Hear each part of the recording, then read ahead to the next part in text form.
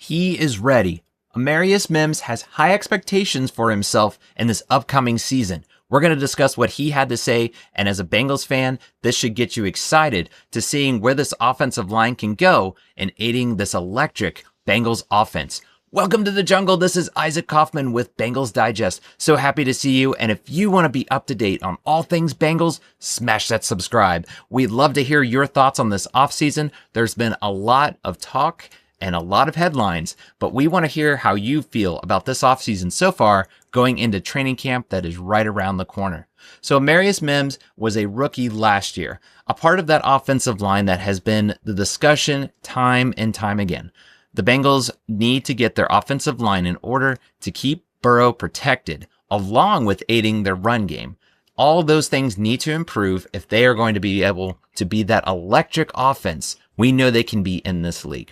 So Amarius Mims had an interview recently, and what's interesting about this interview is he has a big goal set out for this 2025 season. And frankly, I love to see it. I think guys need to push themselves. They need to have those goals to continue to get better. To hear Amarius Mims say after this rookie campaign, maybe he felt he could improve in places, and to be more outspoken about that, I love to see that. Sometimes players feel maybe they, being a first round pick with Mims, maybe I'm too good for that. That doesn't seem to be the case. This is what he had to say. He was on Local 12, interviewed by Yanni Tregelis. This is what Amarius Mims had to say.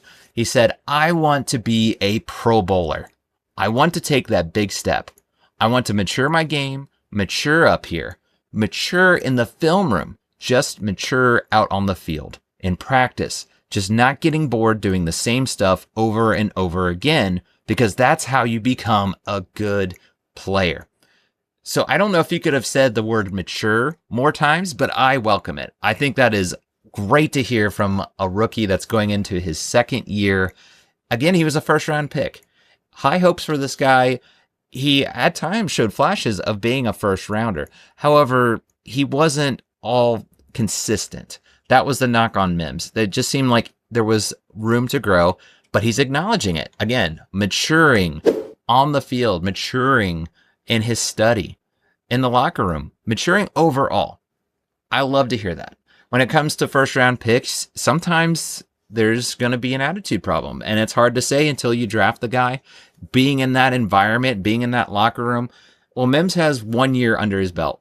And to hear him say those types of things, let's go. Let's see what he can do, because if you, by the eye test, looked at it, you could see he's going to be a solid right tackle. And that's what they need. They need a guy that's just going to be solid, that's going to be able to hang in there. The right tackles they've had throughout the past few seasons have been inconsistent. And again, he was inconsistent last year. He had a 57.8 PFF rating overall. And again, he was a rookie last year, but the promise is there that he is going to shine. He's going to be able to, as he said, mature. He's going to be able to learn and use more of his technique, because he's definitely got the size. This guy is just huge. He's right there across Orlando Brown Jr. Those two guys are just the kind of tackles you want. The size is there. I'm interested to see if Scott Peters can get the most out of him. No knock to Frank Pollock. I just don't know if he was able to get as much as he could out of the younger guys.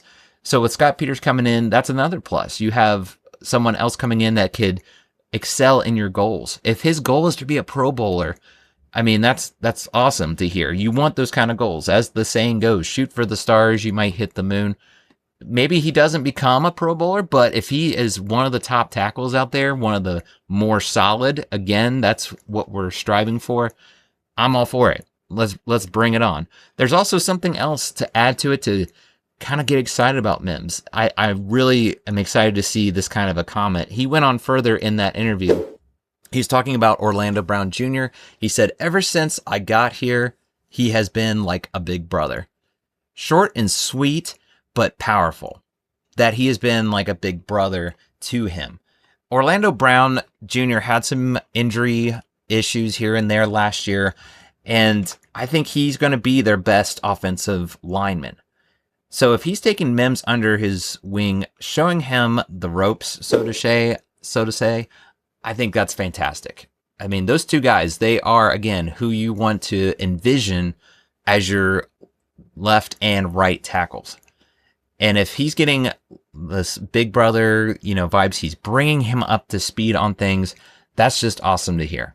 I think that Orlando Brown Jr., he needs to stay healthy. That's the first and foremost, but he's going to be your top offensive lineman. And then I believe Mims has the chance to be right there. I think of, they've got Fairchild coming in. He's going to be a rookie. They've got Cody Ford. He's been more off the bench kind of guys. There's a lot of question marks overall. When you're looking at the grand scheme of things, those are really the only two positions that are a lock. And I think Mims understands that. Him and Orlando Brown are going to be the starters going into camp. Unless somebody just tears it up, if somebody just blows up the doors, just whatever, it's going to be his job to lose. I really feel like he knows that. And to say all those things, the maturing, that's got to get you excited. I think that's a player you're going to have to watch in training camp because there's going to be some battles, like I mentioned, the other positions. And of course, you have so much potential in those rookies that you've gotten in the past with Fairchild, but there's still going to be a battle at camp.